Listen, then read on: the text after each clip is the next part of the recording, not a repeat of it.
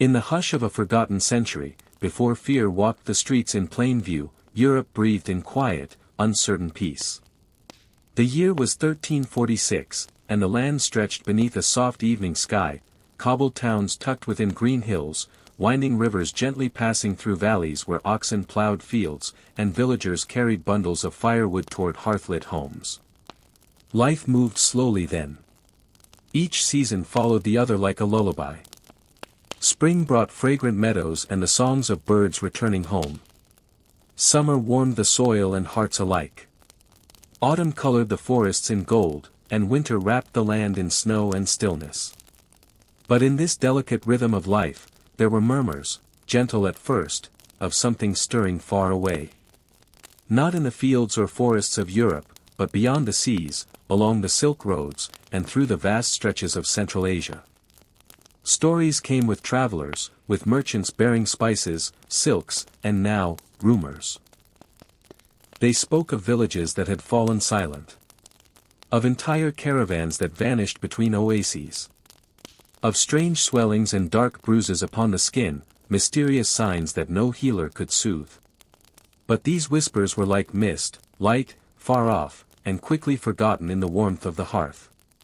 In a quiet village near Messina, Sicily, young children played along the dusty road, their laughter ringing like bells in the dusk.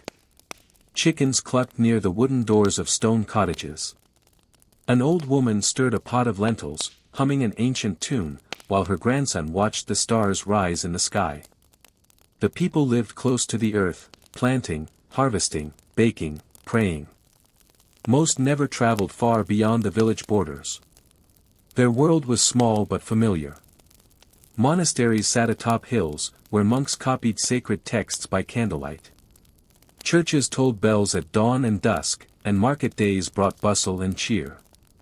No one in the village knew that ships were approaching from the east. Galleys that had stopped in ports where death moved quietly among the sailors. These ships carried more than goods, they carried fleas hiding in the fur of rats, and those fleas carried something else, something invisible, something ancient. In the silence of their holds, an invisible storm waited to enter Europe. As twilight settled over the land, the people lit candles and oil lamps. Shadows danced on walls. A shepherd returned from the hills, herding his sheep down to the barn. In the distance, dogs barked. The stars brightened, clear in the absence of city lights. It was a night like any other, peaceful, gentle, and unknowing. But just beyond the edge of the known world, the Black Death had already begun its journey westward. It would travel with caravans, with traders and pilgrims, with armies and wanderers. It would ride the wind and rest in corners where no one looked. It would bring fear and questions, silence and sorrow. But in this moment, before the storm, there was only stillness. The sea lapped gently at the shores. Cats curled up on windowsills. A priest whispered prayers for the sick in a nearby town. And the stars kept watch above. The harbor of Messina, nestled on the northeastern edge of Sicily, had long welcomed the sea. It was a city of salt and sails, of voices in many tongues and ships from distant lands. On a crisp October morning in 1347, the sea shimmered like glass under the rising sun, and fishermen cast their nets with the quiet rhythm of generations. But on this day, something new appeared on the horizon. 12 Genoese galleys approached, long, narrow ships, tired from their voyage. Their sails hung loose. Their flags moved listlessly in the wind. As they crept closer to port, dockworkers and townsfolk gathered, curious. It had been many weeks since they'd seen such a fleet. And then they noticed, something was wrong.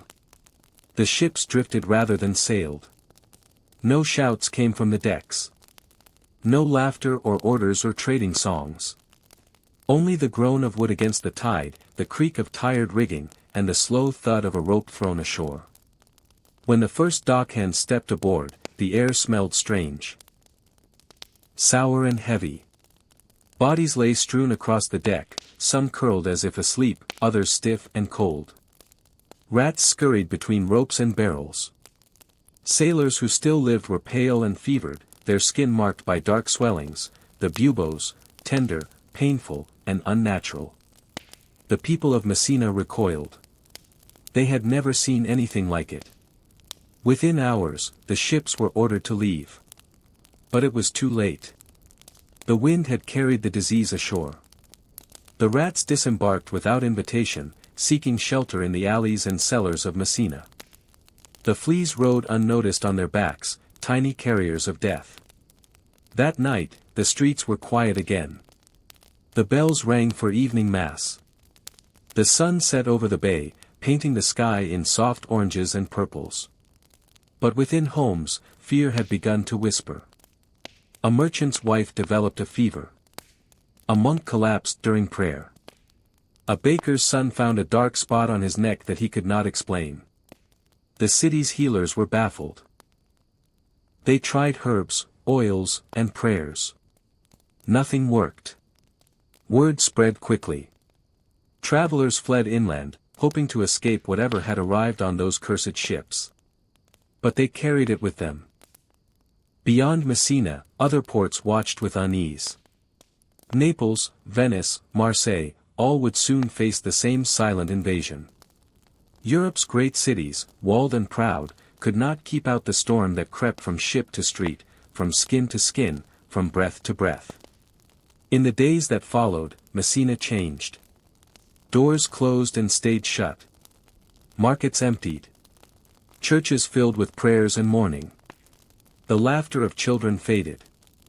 Dogs wandered the streets without owners. The harbor, once busy with trade, stood still and haunted. Yet, in the quiet corners of the city, life still clung. A midwife lit candles for protection.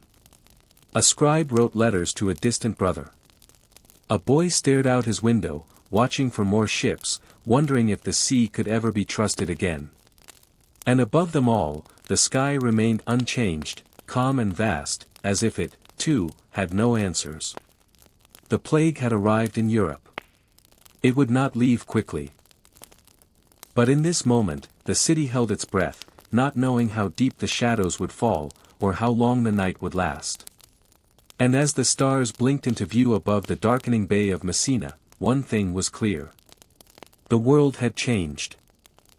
Beyond the bustle of cities, far from crowded harbors, the monasteries of Europe stood like islands of silence.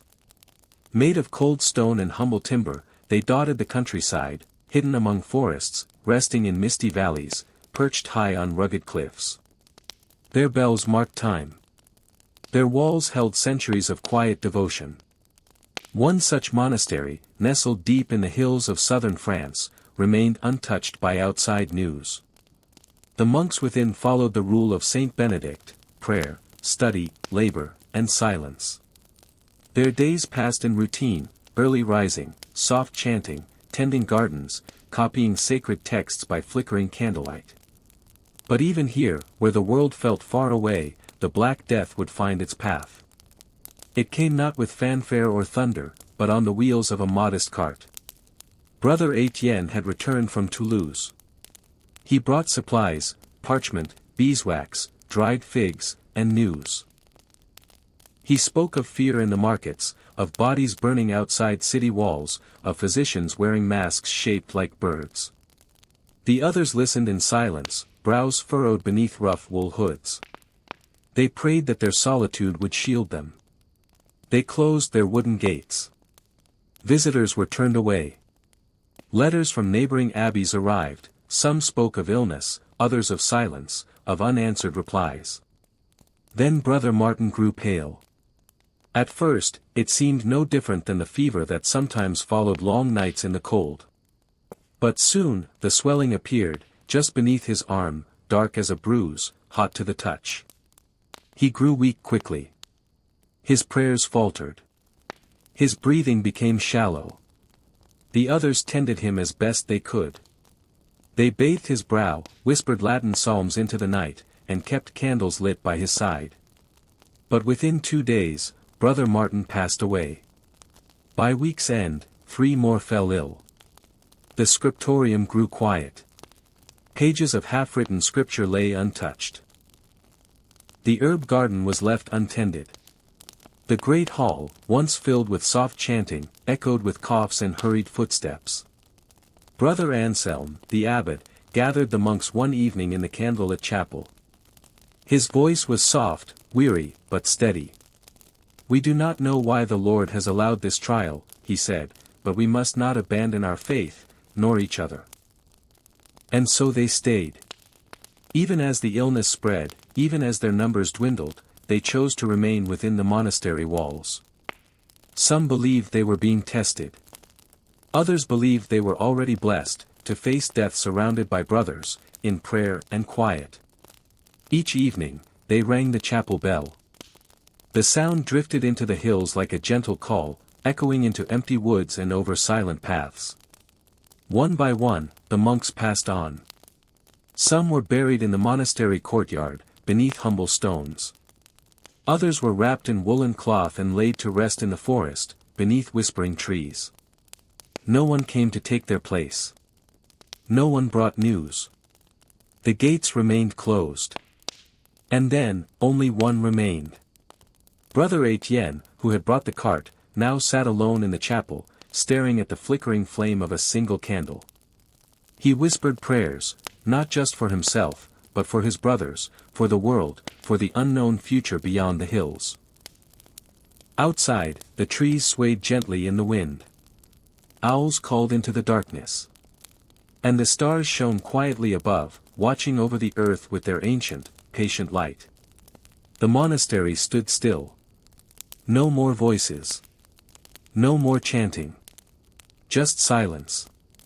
And in that silence, history moved forward, quietly. The road to Avignon stretched like a ribbon through the French countryside, winding between fields, forests, and sleepy villages, each touched by the shadow of uncertainty. In the mid-14th century, Avignon was no ordinary town. It was the seat of the papacy, a city of great stone walls, gilded chapels, and solemn prayers. Pilgrims often made the journey there, hoping for blessings, forgiveness, or healing. But in 1348, the road brought not peace, but fear. Travelers whispered of sickness spreading like wildfire. From Messina to Marseille, from the countryside to the cities, it moved in silence, through breath, through contact, through the unseen. Many hoped Avignon, so close to God, might be spared. But even holy walls could not hold back a tide so strange. A woman named Beatrice walked the road with her 2 children, their hands clasped in hers. Her husband had died days earlier, suddenly, terribly. She did not wait for signs to appear on herself or the little ones.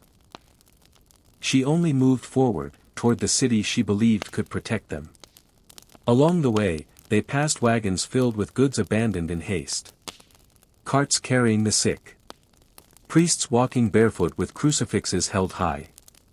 Fields left unharvested. Doors marked with black crosses. Silence in places that once hummed with voices. By night, they slept near wayside shrines. Others joined their path, a merchant who'd lost everything, a nun with a frightened gaze, a boy carrying a sack of grain too large for his shoulders. They shared bread, fear, and stories. One man spoke of a plague ship in Marseille. Another swore he saw a town where not one soul was left. And always, in the background, came the soft tolling of bells, from villages mourning their dead, from churches performing mass for souls already gone. When Beatrice and her children reached the walls of Avignon, the gates were half closed. Guards stood wary, wearing scarves across their faces. Entry was restricted. Names were taken. People were examined. Some were turned away. But Beatrice was allowed in, for now. Inside, the city was not as she remembered it. The Pope's palace still gleamed, its spires rising proudly into the sky, but the streets below were changed. Cloth soaked in vinegar hung at windows. Bonfires were lit to purify the air. Groups of flagellants marched barefoot through the squares, whipping themselves in desperate repentance. The plague was already there. Doctors in long robes moved from house to house, their beaked masks stuffed with herbs. Graves were dug in haste. Psalms were sung over dozens at once. Families stayed locked inside their homes. Fear walked with every footstep. Still, some places offered refuge. A convent took in Beatrice and her children. They were fed simple bread and warm broth. The sisters prayed constantly, their voices rising like soft waves in the silence. One nun gave the children lavender to hold, believing it would protect them. Days passed. The city held on. Some survived. Many did not. Beatrice watched from the convent windows as processions passed below, priests singing softly, cartwheels turning over stone, the same lull of life and death repeated, again and again. But in the quiet of night, she looked at her children sleeping beside her, their faces peaceful. She breathed in the scent of lavender and wood smoke. The world outside might have changed forever, but within these few walls, a gentle moment of stillness remained. In Avignon, as in many places, life flickered like a candle, fragile, flickering, yet stubbornly glowing. And high above the palace, where no plague could reach, the stars blinked across the velvet sky, as they always had. Nestled in the folds of the English countryside, where gentle hills met meadows lined with wildflowers, sat the quiet village of Wychbrook. Its timber-framed cottages leaned with age, their thatched roofs tufted with moss. Chickens wandered freely along narrow dirt paths, and the old stone well stood at the village center, murmuring softly when the wind passed over its rim. In the spring of 1349, Wychbrook had not yet felt the plague that haunted stories from the south. The villagers spoke of it in hushed tones, rumors carried by travelers and clergy. Some said it was punishment for sin, others believed it to be a curse from distant lands. But for now, in Wychbrook, life continued as it always had, slow, simple, and bound to the land. The smith worked his forge in the mornings. The baker's hearth was warm by sunrise.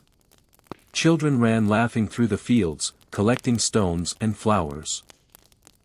And the village priest, Father Ulrich, gave gentle sermons beneath the old oak near the chapel, his voice soft and steady like the stream that wound past the graveyard. Then one morning, a visitor arrived. He was a tinker, thin and sunburned, with a cart of pots and trinkets. He passed through the village as others had before him, trading goods and stories. He spoke of empty towns, of noble families vanished overnight, of monks burying their own brethren by torchlight. He did not stay long, but after he left, a change crept into Wychbrook. The healer's daughter, Mary, grew ill. Her breath became shallow. She could not eat. Then the swellings came, dark, tender lumps beneath her arms and at her neck. Her mother, a wise woman with herbs and salves, could do nothing.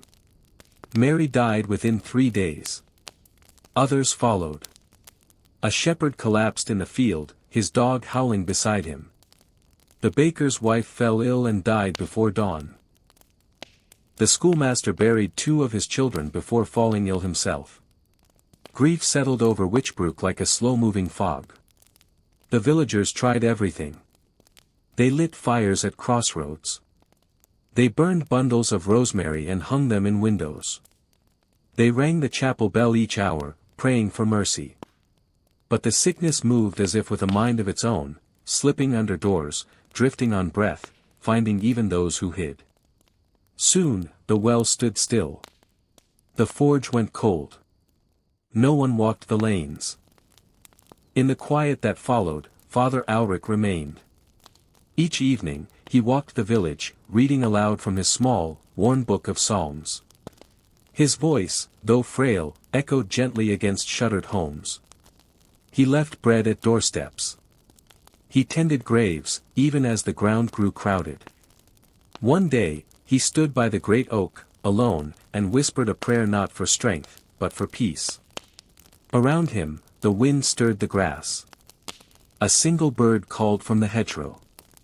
The village listened. By midsummer, Wychbrook had changed. Of the dozens who once laughed, worked, and worshipped together, only a few remained.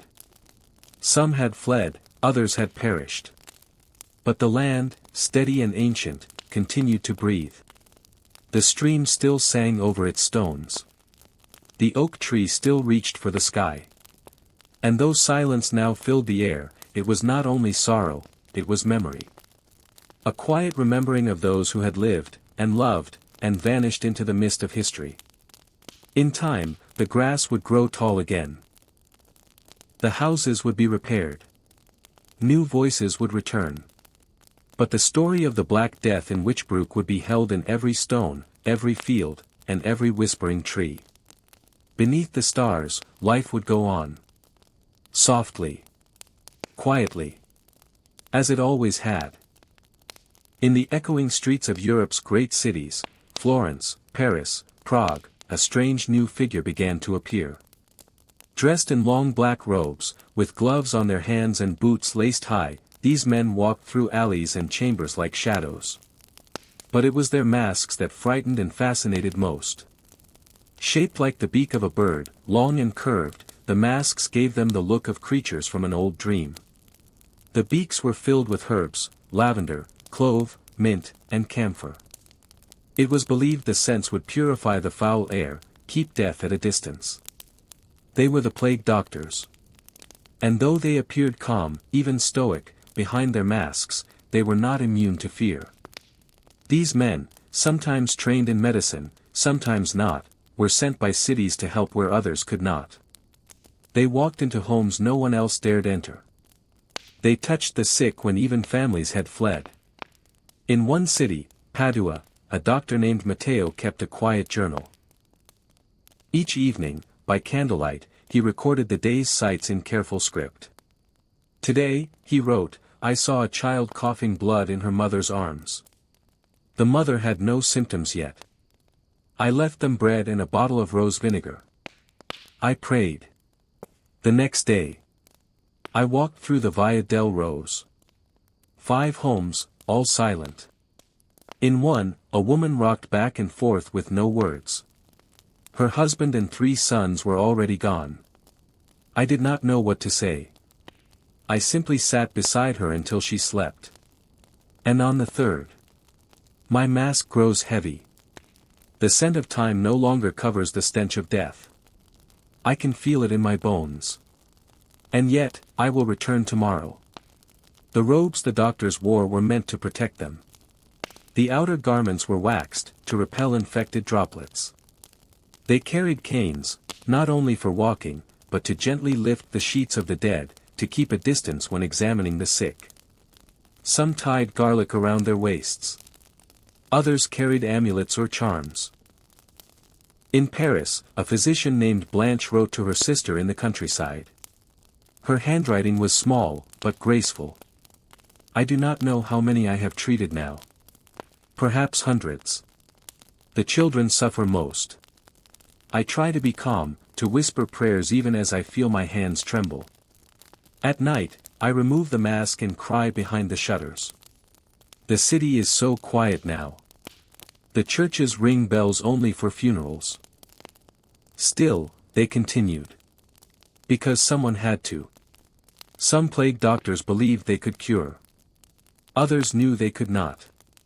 But what they brought, more than medicine, was presence. A sense that even in the face of something vast and unseen, someone would still come. And when they themselves fell ill, as many did, the robe and mask were passed to another brave soul willing to walk among the dying, to stand between chaos and comfort.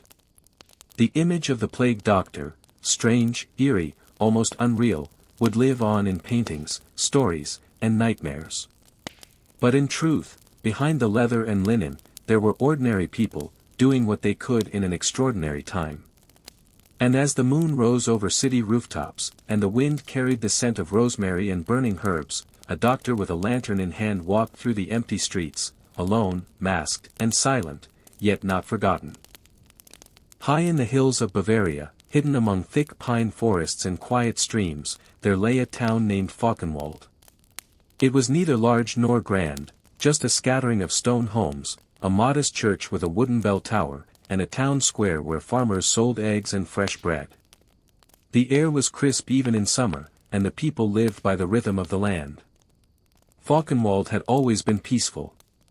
It was the kind of place where generations were born and buried without ever traveling beyond the mountains. Children played by the river. Shepherds led their flocks through the fog. And when snow fell in winter, the whole valley hushed beneath a blanket of stillness. But in the spring of 1349, the stillness changed. It was not the soft quiet of falling snow or sleeping fields. It was a heavy silence, filled with absence. It began when a traveler arrived, an old man with weary eyes and a tattered cloak. He spoke of a sickness sweeping through the cities, of empty villages and burned homes. The town's mayor, a cautious man, urged the villagers to stay within Fauconwald's borders. Gates were closed. The outside world was kept at arm's length. For a time, it worked.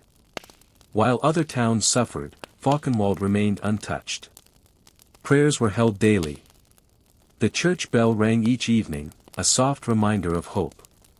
People thanked the mountains for their protection. But then the carpenter's daughter, Elsa, grew feverish. She hadn't seen the traveler. She hadn't left the village. And yet, within a day, she could no longer rise from her bed. Her mother tried everything: broth, herbs, prayers. The local healer burned sage in every room. Still, Elsa's skin turned pale, her breath ragged, and dark swellings appeared at her neck. By the third morning, she was gone. No one knew how the sickness had arrived. There were whispers, perhaps a rat from the traveler's cart, perhaps the wind itself had carried it over the peaks. It didn't matter. The silence began to spread. One by one, homes closed their shutters. No smoke rose from chimneys. No footsteps echoed in the square. The blacksmith stopped hammering. The laughter of children faded into memory.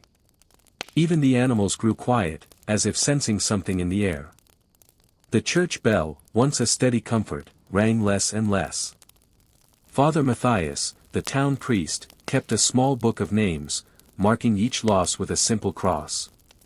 He lit candles for every soul, even when no mourners remained.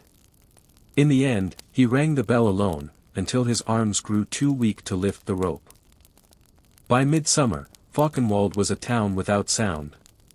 Yet the land continued on. The river still flowed past the mill. The wind rustled the pines on the ridge. Birds flew overhead, unaware of the grief below. Flowers bloomed along the roadside, delicate and bright. One day, a merchant from another region passed through. He stopped at the gates, finding them open but unmanned. He stepped inside the square, calling out.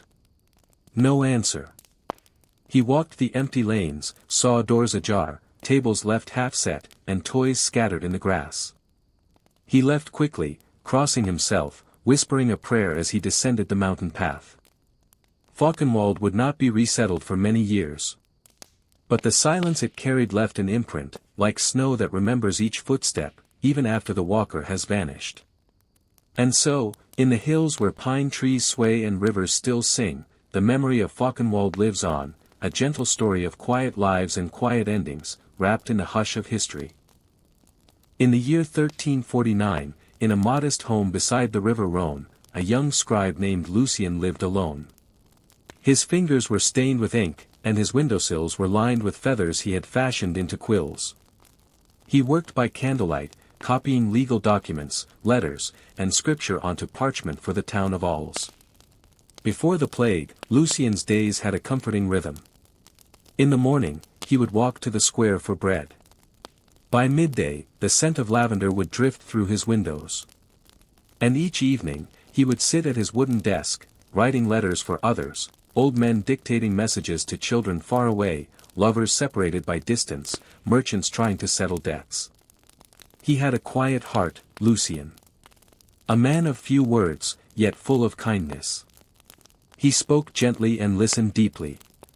People often left his home lighter than when they arrived. But as spring turned to summer, fewer people came. First, it was the merchant who used to send letters to Marseille. He stopped appearing at Lucien's door. Then the elderly couple from the church.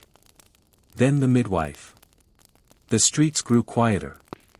The market emptied.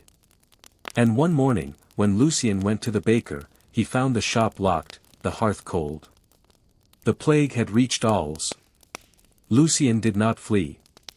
He stayed, as he always had, with ink on his hands and the scent of drying parchment around him. Letters still came, slipped under the door by gloved hands, or left wrapped in cloth on his stoop. Some were requests for news. Others were last words. He wrote each one with care. "My dearest Elise," he wrote, for a woman too weak to hold a pen. "If you read this, know that your mother loved you beyond measure. Her last breath was a prayer for your safety. Remember her when you see the swallows in spring. To the monks of Saint Hilaire, another read. Please accept my apology for the debt I could not repay. I give thanks for your kindness and prayers.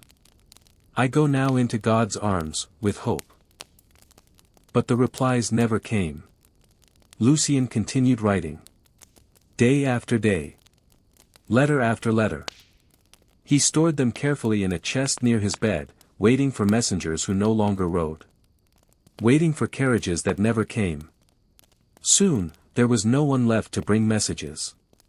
But still he wrote. He began to write letters not for others, but for history, for whoever might come after. A record of his days. Of the silence that had grown around him. Today, he wrote one afternoon, the bells of the church did not ring. I saw a fox on the road, where children used to play.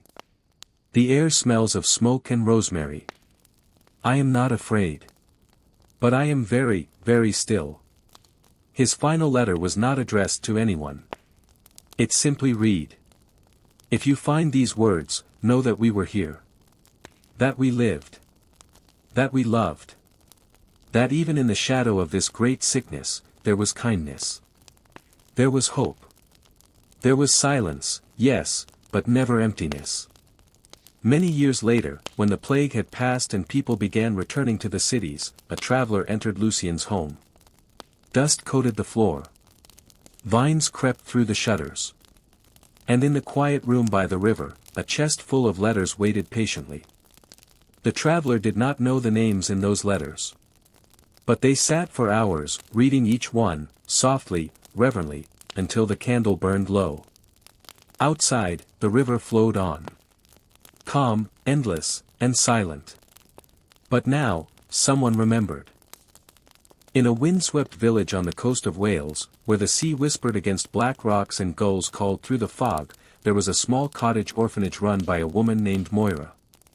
It wasn't much, a crooked house with a leaking roof, and thin mattresses tucked into shared corners, but it was full of children's voices, and that made all the difference. There were 13 of them in the spring of 1349. Boys and girls who had lost parents to storms, hunger, or simply the passage of time. Moira was not their mother, but she loved them as her own. She taught them to fish, to gather berries, to stitch patches into their clothes. And each night, she would sit them by the hearth and tell stories. They liked stories about dragons and knights, but most of all, they loved the stars. Moira had an old, tattered book, half Latin, half lore, that named the constellations and traced their shapes with faded gold ink. She would lift them onto the roof at night, wrapped in shawls, and point up toward the heavens. That's Orion, she would whisper. The hunter who never tires. And those 3 stars in a line, little Gwen would ask. The belt, Moira would reply, smiling. A reminder that even warriors need order. They had no idea that the Black Death was moving ever closer. It arrived quietly, like everything did in that sleepy village. A sailor washed ashore, too weak to speak, too sick to be saved. He was buried on the cliffside, far from the homes. But within a week, the innkeeper's son fell ill. Then the fishmonger's daughter. Then the priest. Moira kept the children inside. She covered the windows with cloth. She boiled rosemary in water and hung garlands above every door. She rationed food carefully and sang lullabies louder when fear threatened to take over. The children didn't understand what was happening, only that no one came to visit anymore, and the village outside was silent. One night, when the wind howled and the candlelight flickered, Moira brought the children up to the roof again. "I want you to remember the stars," she whispered. "No matter what comes. The sky never forgets you." The stars were bright that night. They burned steady, even as sorrow crept across the land. The children watched in silence, eyes wide, hearts calm in Moira's presence. But she had grown pale. By the next morning, Moira could barely stand. She kissed each child's forehead, one by one, her hands trembling. Then she lay down by the fire and whispered something none of them heard. She did not rise again. For a time, the children were alone. But they remembered what she had taught them. They cared for one another. They boiled water. They shared blankets. They looked out at the sea each day and prayed for help. And every night, they climbed to the roof and named the stars, just as Moira had shown them. One day, a passing monk, fleeing the sickness from the south, found the cottage. He heard laughter from the roof and expected to find ghosts. Instead, he found 13 living children wrapped in shawls, naming constellations in the sky. He stayed. He buried Moira gently, with prayers and saltwater tears. Then he tended the garden, lit the hearth, and read stories from his own old book. In time, more travelers came. And the cottage began again. The children grew older. Some stayed. Some left. But all remembered the stars. And on clear nights, even as grown men and women, they would pause and look upward, toward Orion, toward the hunter, toward the stories and the sky. Because the stars had kept them company when the world felt like it was ending. And in that quiet, distant light, they had never felt truly alone. The city of Siena, in the heart of Tuscany, was once a place of color and song. Its tall towers reached toward the sun, its plazas filled with merchants, musicians, and scholars. Artists painted frescoes on chapel walls, and the scent of fresh bread drifted from windows with green wooden shutters. Before the plague, Siena was full of life. The bells of the Duomo rang across the rooftops. Children chased pigeons through the Piazza del Campo. Painters stood on scaffolds, brushing beauty into stone. And at night, lovers strolled beneath lanterns glowing with warm, flickering light. But in the spring of 1348, something changed. The bells rang slower. The baker didn't open. The artists stopped painting. A quiet fear swept through the city like a breeze before the storm. At first, it was just a few, a young nobleman, a seamstress, an elderly priest. Then it was dozens. Then hundreds. The hospitals overflowed. Mass graves were dug in the fields beyond the gates. Priests rode in carts through the narrow alleys, offering final prayers in haste. Among them was a young nun named Sister Cecilia. She had not taken her vows long ago, only 3 winters had passed since she'd first donned the white habit and knelt before the altar. Her voice was soft, and her eyes kind. Before the plague, she had tended the garden and taught girls to read. But when the sickness came, her quiet duties grew heavier. Each morning, she walked through the halls of the convent, bringing water to the fevered and soup to the dying. She pressed cool cloths to hot brows, even as her own hands trembled. Each evening, she knelt in the chapel, praying not to be spared, but for strength. The convent was not spared. One by one, her sisters fell ill. The laughter that once echoed through the courtyard became whispers, then silence. Cecilia buried them herself, simple graves in the orchard behind the cloister wall, marked with small wooden crosses. Outside, the city slowed further.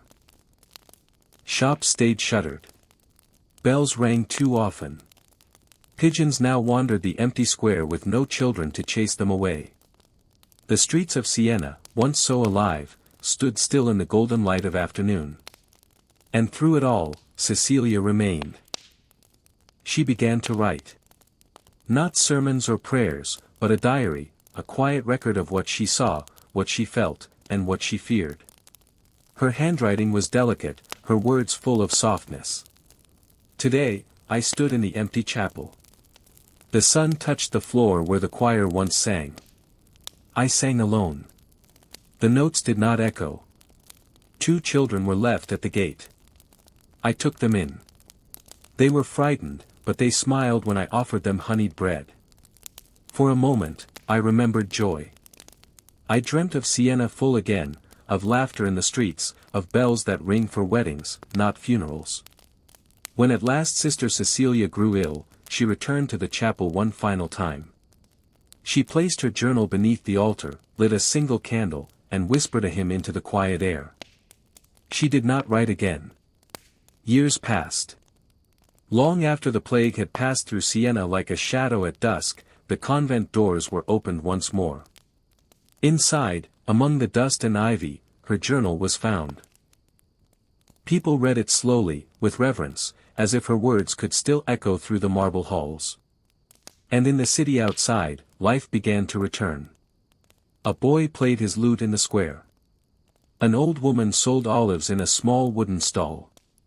The frescoes faded, but still remained, bright figures gazing out from stone walls, untouched by time. Siena remembered its silence. But it remembered Cecilia, too. The nun who sang alone. The woman who stayed. And the quiet voice that carried history gently forward, one soft word at a time. In a small town nestled between the dense woods of Bohemia, there lived a candle maker named Old January. His cottage sat beside a slow-moving stream, where reeds whispered in the wind and frogs croaked sleepily at dusk. The people of the town relied on him, for light, for prayer candles, for the waxy warmth of comfort during long, cold nights. Jan had a son named Tomas. A quiet, curious boy with hair the color of river stones and eyes that always searched the sky. He loved to watch his father work, how he dipped the wicks into melted wax, again and again, until they thickened and cooled into gentle tapers that glowed like fireflies when lit. Each candle is a life, Jan would say softly. They flicker, they dance, and one day, they go out. But while they burn, they give warmth. Tomas believed him. He helped pour wax and trim wicks. He wrapped finished candles in linen and delivered them to homes with care. At night, he would sit by the fire with his father and listen to stories. Tales of saints and stars, of distant cities and old kings. Life was simple, and it was full. Then came the whispers. Strangers arrived in the town, pale and coughing. A wagon collapsed in the square, its driver slumped over the reins. The healer frowned at strange swellings on the grocer's neck. People began to speak in hushed tones, of sickness from the south, of a death too fast to stop. Within days, the mayor was gone. The church bells rang without pause. The inn, once lively with travelers and song, stood shuttered and silent. Jan told Tomas to stay indoors. Together, they worked in the dim light of the workshop, pouring candles with heavier hands. Jan crafted special ones, tall and white, with wicks soaked in rosemary and lavender. For protection, he whispered, though his voice was weary. Then Jan began to cough. At first, it was light, just a clearing of the throat. But within 2 days, he could no longer stand. Tomas tended to him with damp cloths and soup, but the boy knew. He had seen too many faces vanish from windows. His father's candle was burning low. On the 3rd night, as Jan lay wrapped in quilts, he held Tomas' hand and said softly, "Keep the light going. Even when it's dark, someone must carry the flame." Then he closed his eyes. Tomas did not cry. He sat by the cold hearth, clutching one of the white candles, and waited for morning. The town was silent. Smoke no longer rose from chimneys. No footsteps echoed on cobbled streets. It seemed the whole world had vanished. But Tomas stayed. He began making candles again. Small ones at first, then larger. He lit them in windows across the village, one by one. On doorsteps. In the chapel. Even on the riverbank, where their golden glow danced on the black water. Some nights, he lit so many that the whole town seemed to shimmer like it was alive again. People began to return. A widow from the hills. A shepherd with his flock. A girl who had hidden in her cellar for weeks. They followed the light, those flickering flames that told them someone had stayed, that hope had not died. And Tomas, now taller, with wax-stained fingers and quiet eyes, taught them how to make candles too. He never stopped. Even when his hands ached. Even when the sky was gray. Even when the memories came like smoke. He remembered his father's words, each candle is a life. And so he lit them. For the lost. For the living. For those who had not yet arrived.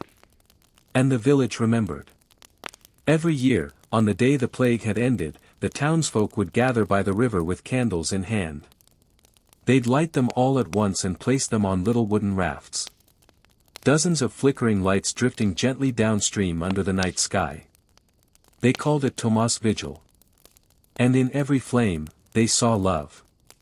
In every reflection, they saw survival. And in the quiet glow of that simple tradition, the world kept turning. High on a green hillside, far above the valleys of southern France, stood a monastery built from pale stone. Its walls were thick, weathered by centuries of rain and prayer, and the roofs were covered in moss that glowed softly in the morning mist. Birds sang in the apple trees. Bees drifted lazily through the garden. The monks who lived there kept a quiet rhythm. They rose before dawn. They prayed. They tilled the land and tended the sick. They copied manuscripts in silence. Life moved in gentle circles, steady and slow. Then the Black Death arrived. It came not with screams or armies, but in the form of a letter. The parchment was carried by a coughing courier who collapsed just beyond the gate. The abbot read the message carefully. It spoke of a sickness sweeping across the countryside, of cities in mourning, of towns emptied like bowls spilled in haste.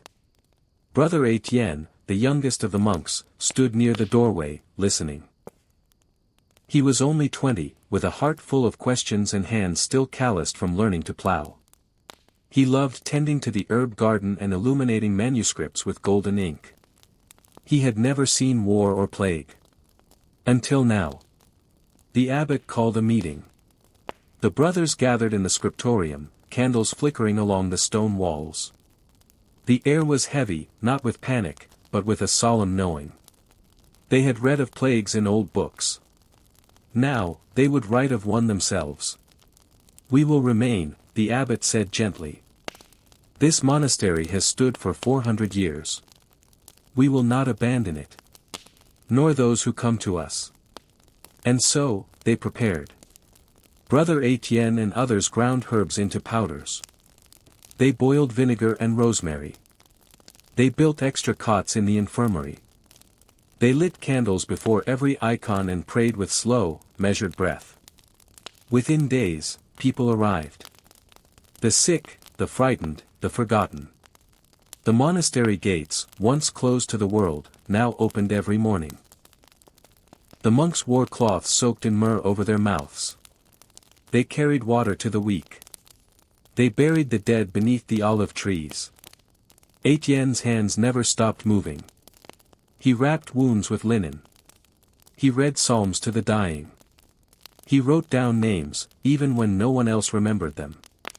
His script was neat and soft. He never raised his voice. And in the stillness of the monastery, he began to hear whispers. Not of voices, but of memory. He would walk through the scriptorium and feel the quiet presence of those who had sat there centuries before. He would stand in the chapel and imagine all the prayers layered like dust on the stone. He would press his fingers to the bark of the oldest apple tree and feel the passage of time in its ridged skin. The plague did not spare the monastery. Brothers grew ill. Some never woke. The abbot passed in his sleep, a book still open in his lap. Etienne wept only once, late at night, when he lit a candle and sang a hymn alone, the echo gentle against the cold stone. And yet, even then, he did not stop. He finished copying a manuscript that Brother Luke had begun. He tended to the garden. He buried the abbot beside the fountain where fish still swam, unaware. When at last the sickness faded, and the visitors stopped coming, the monastery stood, quieter than before, but alive. Brother Etienne, now older, placed the record he had kept of names, of days, of dreams, into the library's deepest shelf. On the final page he wrote, "We were here. We stayed. And the world turned again. The apple trees blossomed in spring. The bees returned." In the northern city of Lubeck, where winding canals mirrored the sky and ships came and went like migrating birds, lived an old clockmaker named Albrecht. His workshop sat between a bookbinder and a weaver's shop, tucked beneath a tall wooden spire that chimed every hour with gentle bells. Albrecht was known for his patience.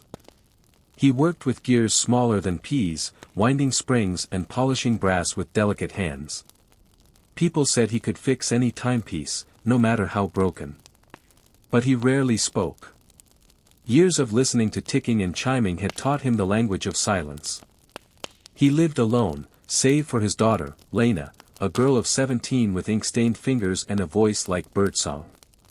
She read poetry by the light of the shop's oil lamp and helped her father line up the little tools he used like surgical instruments. Then, in the year of the plague, the ships stopped coming. The harbor grew quiet. Nets were left hanging on hooks. The bell tower still rang, but no one paused to count the chimes. One morning, a man knocked on Albrecht's door. He wore a black cloak and a scarf tied tightly around his face. In his hand was a pocket watch, silver, engraved with roses, but it had stopped ticking. "My sons," the man whispered. "It stopped the day he died." Albrecht took the watch gently and closed the door. He said nothing. He placed the little timepiece on his bench, opened its casing, and studied its broken heart.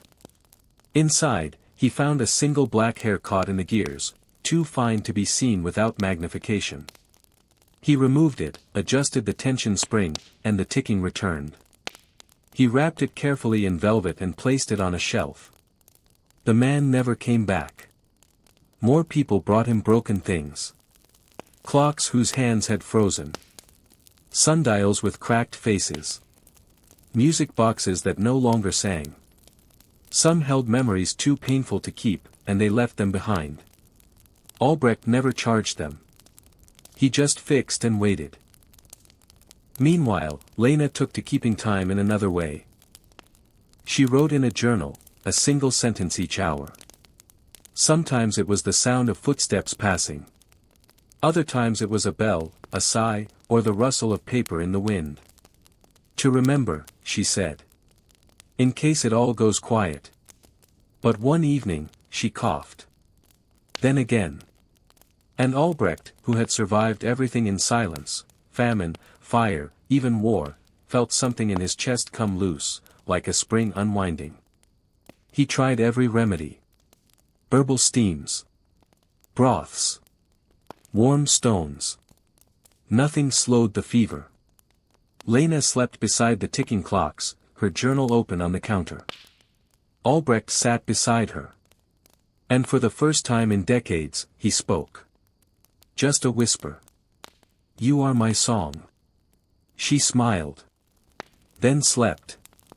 When morning came, the clocks still ticked, but Lena's heart no longer did.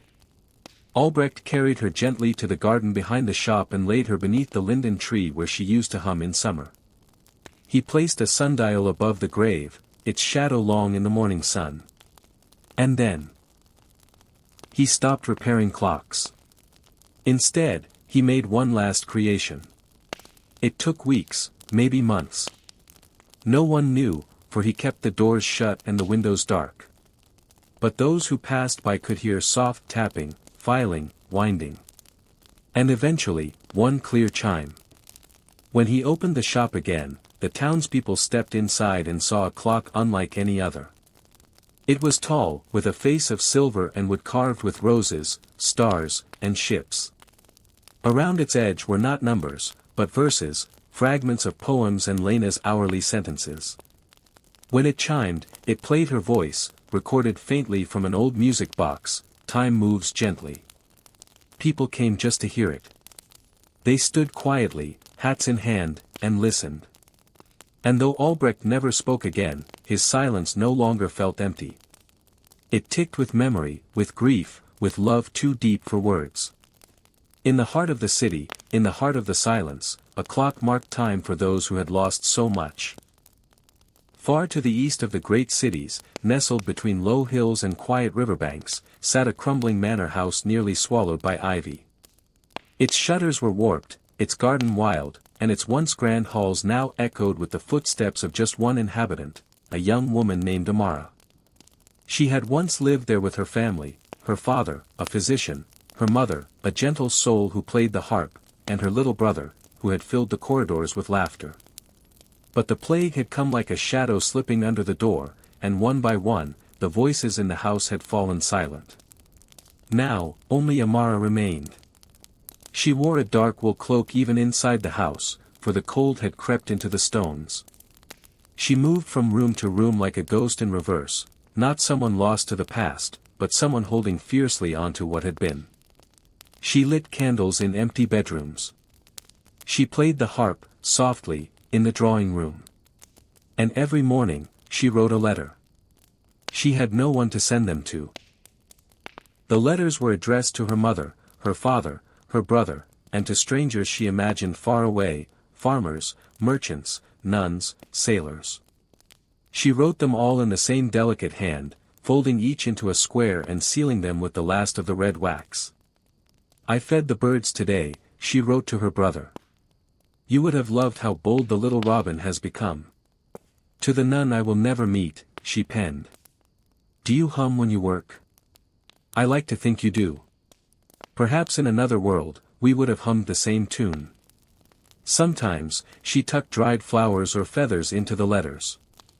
Sometimes a pressed leaf or a lock of her own chestnut hair.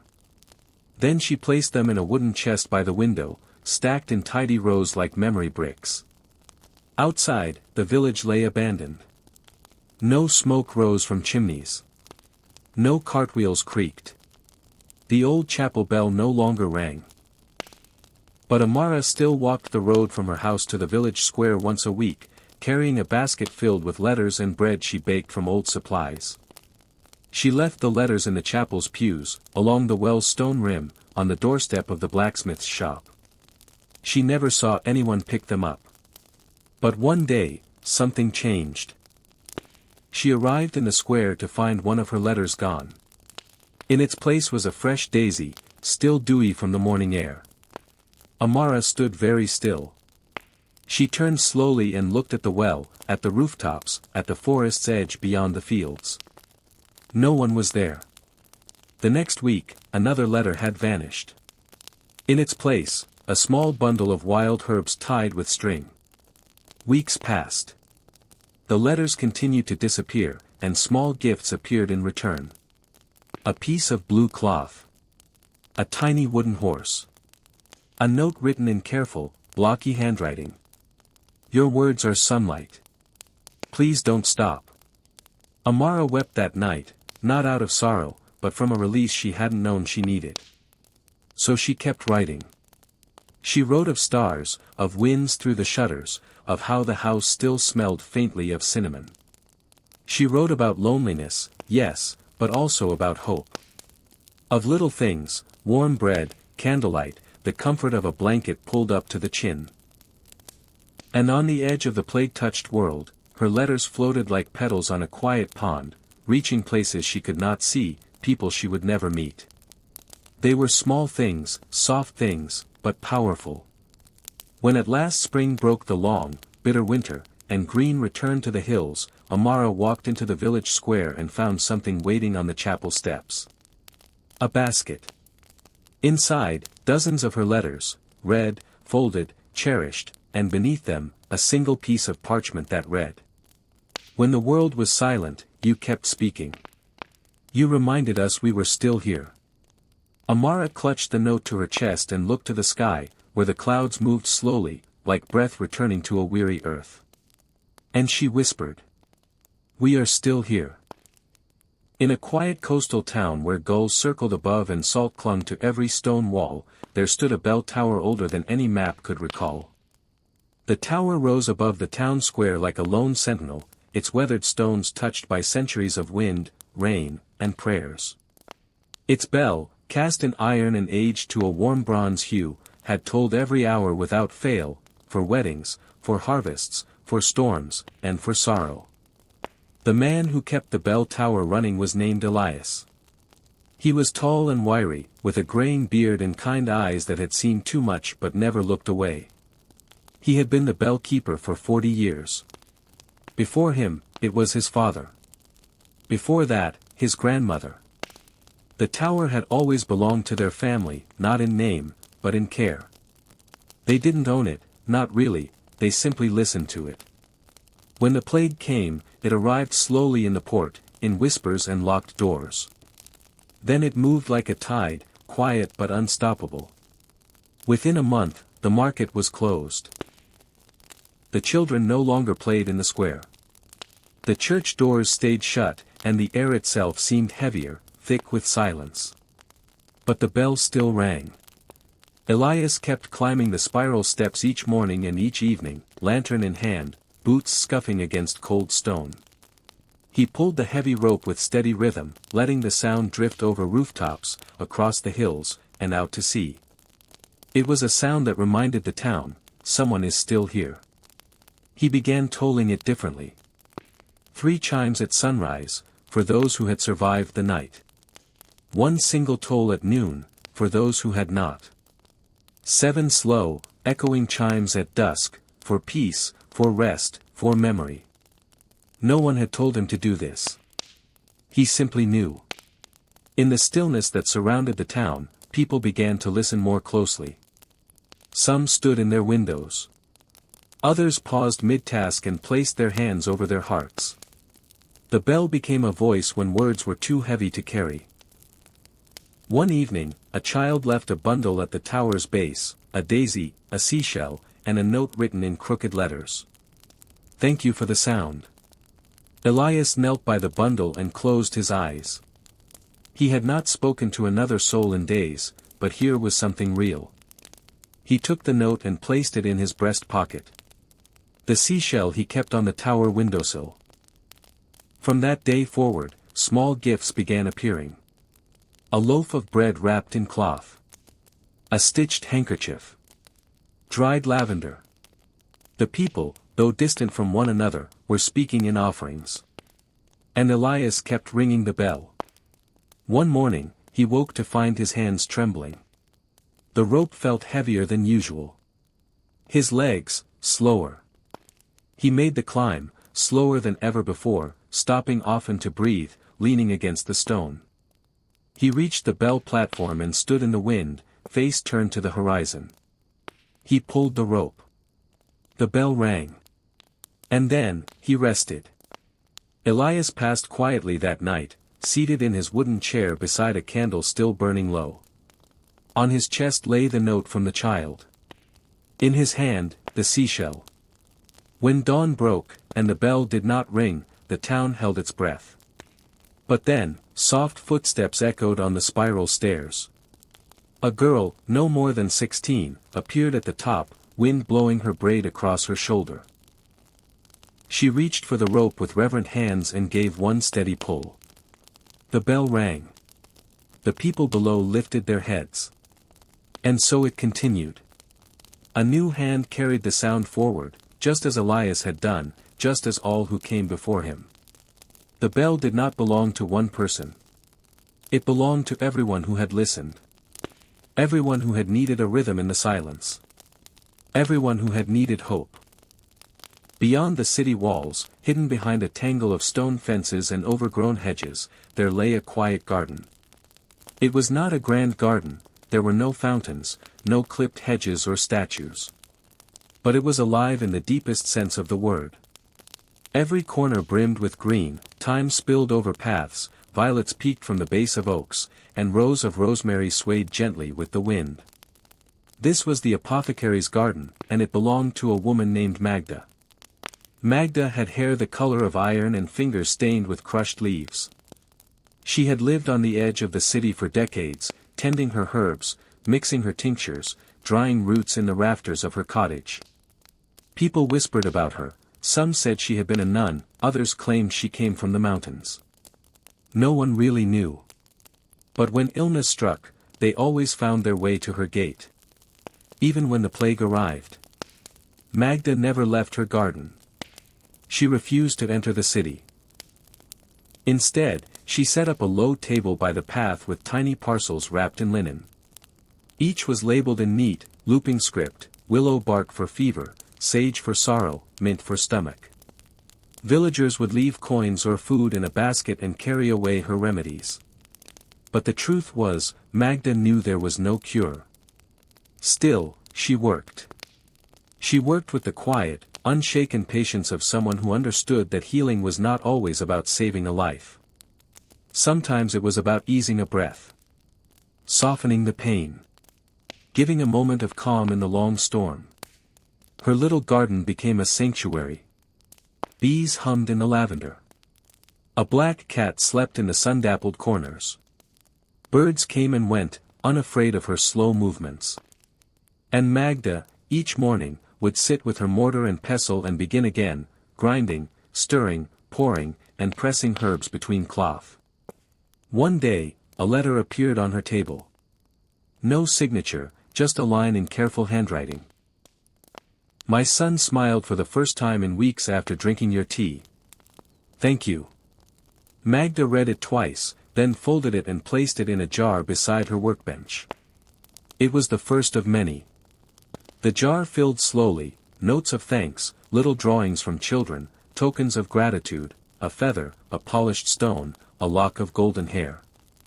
As the seasons shifted and the death toll rose, the city changed. But the apothecary's garden remained constant. It did not weep or panic. It bloomed. The herbs still reached for the sun. The cat still purred. The earth, even in sorrow, gave what it could. One morning, Magda felt her hands slow. Her joints ached more than usual. The mortar felt heavy. She looked out over her garden and sighed, her breath fogging the glass. She had known this day would come. She wrote a final note, in the same gentle script. Take care of the green. It knows how to help. It remembers. Then she sat in her favorite chair beneath the rose arbor, wrapped in a wool shawl, her fingers gently resting on a bundle of lavender. The wind whispered through the rosemary. The cat curled at her feet.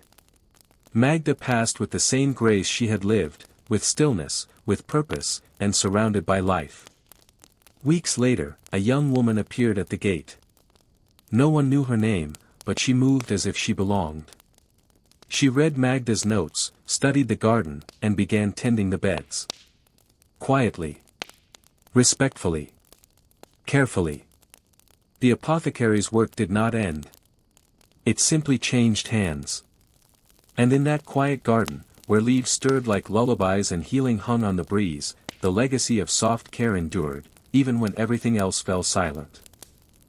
Tucked into the cliffs above a winding river stood a stone convent, quiet, modest, and nearly forgotten. Ivy crept along its outer walls, and the bell in the chapel tower had not rung in many seasons. The sisters who once filled its halls with hymns and prayer had long since departed, some taken by the plague, others scattered to distant towns in search of shelter or family. Now, the convent stood nearly silent. But not entirely. Sister Beatrice remained. She was neither the eldest nor the wisest, nor the strongest among her sisters, but she had stayed behind when the sickness crept through the nearby villages. She could not bring herself to abandon the cloistered walls that had sheltered her since girlhood. The chapel had been her sanctuary, its soft candlelight and echoing silence a comfort even as the world outside withered. Each morning, she swept the stone corridors and lit a single taper at the altar. She whispered prayers, not just for herself, but for the world. For the farmers who no longer tilled. For the midwives who held too many fading hands. for the children who had stopped laughing. Beatrice's voice was soft but steady, shaped by years of practice.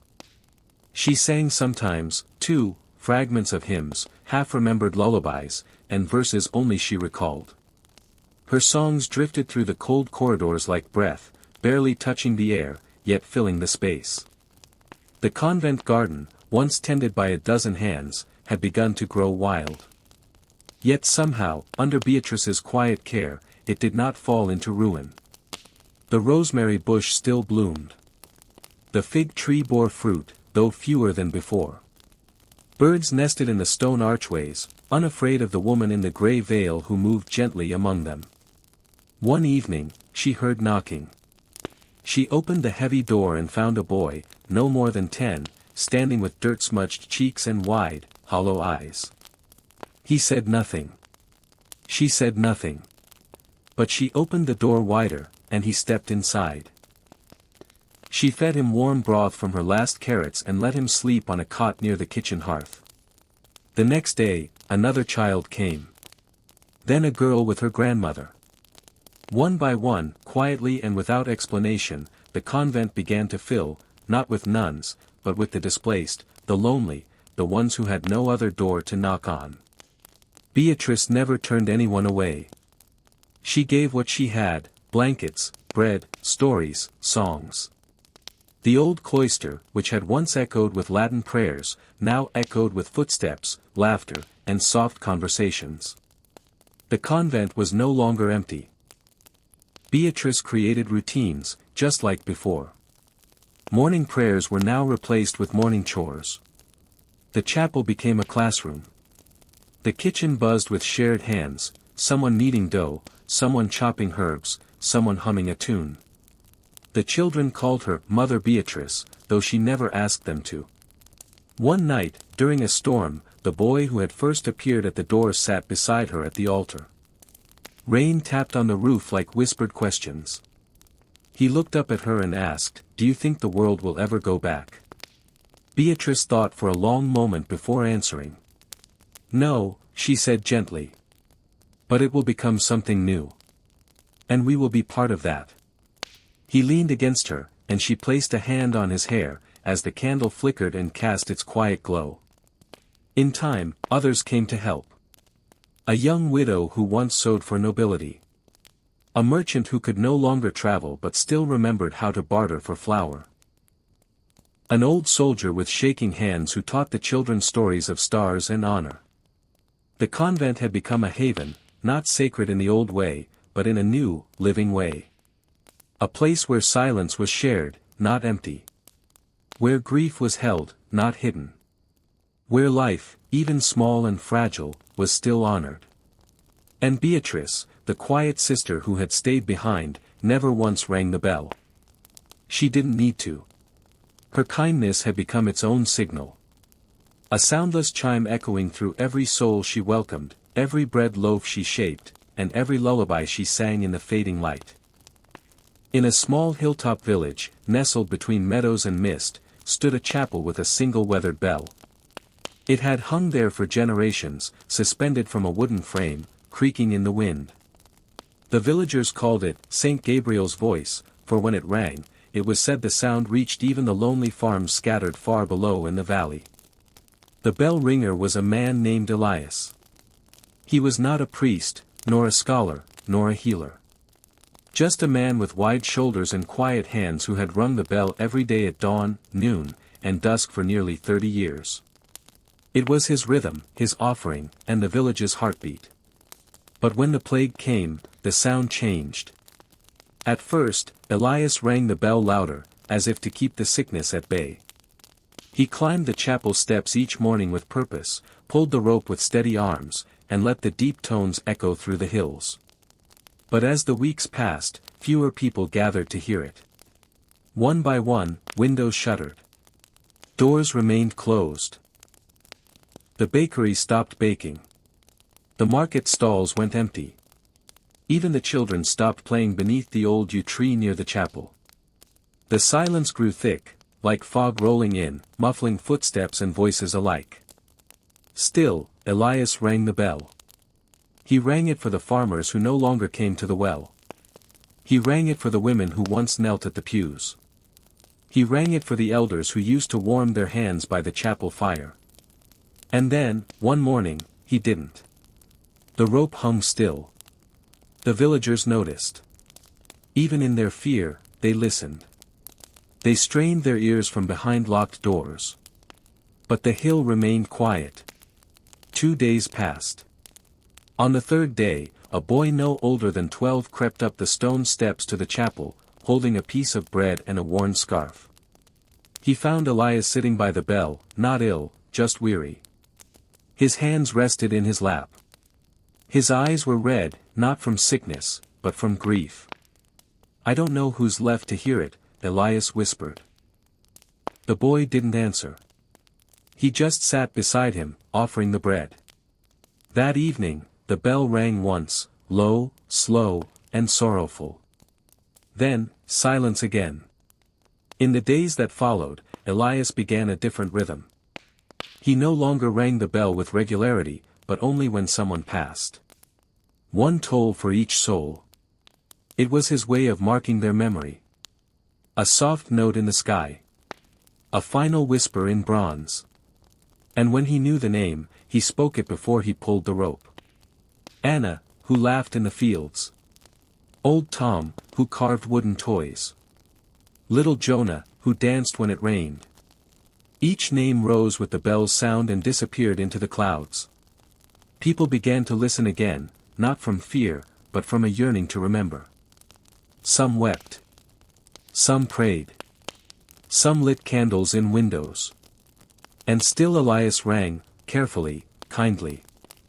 Then, one day, the bell tolled not for another, but for Elias himself.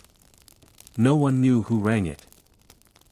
Some say the boy did, now older and stronger, using the scarf Elias once tucked in his coat. Others say the wind moved the rope on its own, for no soul should pass unremembered. Whatever the truth, the bell rang just once. After that, it was silent for many weeks. But spring came. And with it, new voices. Laughter, though faint, returned to the fields. Children climbed the chapel steps and looked at the great bell with wonder. One even dared to tug the rope, just once, to hear the deep hum ripple through the valley. It was no longer a warning or a dirge. It had become something else. A memory. A kindness. He had traveled every road from Paris to Prague, from Venice to Bruges. His name was Thomas of Ghent, a wool merchant by trade, known more for his quiet patience than for any great bargaining skill. He did not shout in the markets like others. He did not wave his arms or puff out his chest. He simply laid out his wool, spoke gently, and listened. His wagons were modest. His coins were few. But people trusted him. Even as rumors of the pestilence spread, he continued on his route, not recklessly, but with a sense of duty. He had promised deliveries. He had agreements to honor. More than that, he carried letters, notes from daughters to fathers, tokens from lovers separated by distance, folded parchments full of prayers, sealed in wax and hope. When towns closed their gates, Thomas turned down side roads. When inns refused him entry, he slept beneath his wagon. He boiled water from streams and ate bread gone stale. His horse, Mira, walked steadily beside him, her hooves like a lullaby on the dirt road. He did not fear death. Not in a foolish way, but in the way old traders do who have seen many winters, many storms. He wore a sprig of lavender pinned to his cloak and carried a pouch of dried herbs sewn by a healer's wife he once helped through a hard winter. But even Thomas knew he could not outrun the sickness. It found him on a cold morning, near a village where the smoke no longer rose from chimneys. He felt the heaviness in his chest, the heat behind his eyes. He knew what it was. So he stopped traveling. He turned his wagon into a resting place beneath a grove of birch trees and began to write. One by one, he took out the letters he had carried for others. Some still sealed, some smudged from rain. He placed them neatly in a cloth bag. Then he added one more letter, his own. It was addressed to no one in particular. Just, to anyone who finds this. In it, he wrote of kindness. Of cities he had seen. Of families who gave him soup without asking for coin. Of strangers who shared songs across borders and stories beneath stars. He wrote of the joy of warm wool, of Myra's gentle breath on cold mornings, and of the quiet dignity found in moving forward even when the road is uncertain. Then, he folded the letter, tucked it among the others, and tied the bag shut with a red ribbon. A shepherd found him days later, wrapped in his cloak, Mira lying peacefully beside the wagon, still as a statue. The man read the note, wept silently, and carried the letters to the nearest chapel. There, a friar read them aloud, one by one, to the few who had gathered for prayer. Each word a thread connecting people, places, and hearts. The friar would later tell others, in a time of silence, his words were like bells. Thomas's wagon remained beneath the birch trees. No one took it. It became a marker of memory. Travelers left flowers on its steps, coins in its corners, and sometimes, new letters for the satchel tied with red ribbon. A new kind of merchant had been born, not one who traded goods, but one who traded stories, held grief, and offered comfort across distance. And in the rustling leaves above his resting place, some said they could hear the soft clop of Myra's hooves, still journeying gently toward the next village, the next soul, the next whisper of humanity. The sky had not been blue for a long time. Not truly. Not the kind of soft blue that holds warmth, that makes leaves glisten and fields hum with bees. For years, the skies had hung heavy with soot, smoke from pyres, and the endless gray of sorrow. Even on clear days, the weight remained, a sky that forgot how to smile. But one morning, in the quiet hills beyond Florence, the blue returned. It was pale at first. A timid, gentle blue like the color of a newborn's blanket or a faded tapestry long hidden in the corner of a chapel. Yet it shimmered, unclouded. A sky that breathed again. In the valley below, life stirred. Slowly. Cautiously. The doors of cottages creaked open, not in panic, but in wonder. People stepped outside as if waking from a long sleep. Children blinked up at the sky and squinted, unfamiliar with the color above. Old men rubbed their eyes. Women stood on porches with baskets of herbs, no longer just to ward off illness, but now for cooking, for flavor, for sharing. The fields that had once grown wild in neglect were now being tended. Hands, thinner than they once were, planted seeds with care. One for wheat, one for hope. Another for time. Another for tomorrow. In the town square, where silence had reigned for so long, the sound of a lute returned. A soft strum, tentative at first, then stronger. A song without words. Just melody. People didn't dance yet, but they listened. That was enough. The bells rang again, not for mourning, but for gathering. Not everyone had returned. Some homes stayed shuttered. Some chairs remained empty. But the people spoke their names. They remembered them. They whispered stories of the mother who made honey cakes, the boy who carved wooden animals, the girl who could mimic every bird's song. The grief didn't vanish. But it softened. It sat beside them at the table. It walked with them through fields. It became a part of their rhythm, like the wind brushing through wheat, like the quiet creak of a chapel door opening again. In time, children born after the plague asked questions. Why do we plant rosemary at the gate? Why do we pause before ringing the bell? Why is there a wagon with flowers in the woods? And their elders would smile gently, brushing hair from small brows, and answer with stories. Not of fear, but of resilience. Of the bell ringer who named the dead with love. Of the merchant who carried letters until his last breath. Of the baker who fed an orphan. Of the nurse who whispered lullabies even as she wept. Of the sky that one day turned blue again. As spring deepened into summer, the village painted murals, not grand, just simple scenes. Wheat bending in wind. A child holding a sparrow. A pair of shoes left at the chapel door. Memory made visible, painted not to mourn, but to remember, gently. In the fields, laughter returned like a melody long forgotten. And at night, as the stars flickered in a sky now deep and clear, the people slept, not with fear, but with quiet hearts. They had survived. Not untouched, but still whole in spirit. Still human. Still here. And above them, the sky held them all, those still living, those long gone, in its vast, soft blue arms.